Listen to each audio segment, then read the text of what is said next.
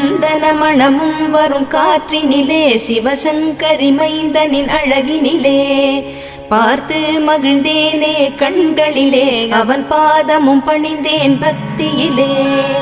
குஹா ஷண்முகா உன் பதத்தை துதித்தே உதிக்கின்ற வேதம் மகத்தான மந்திரம்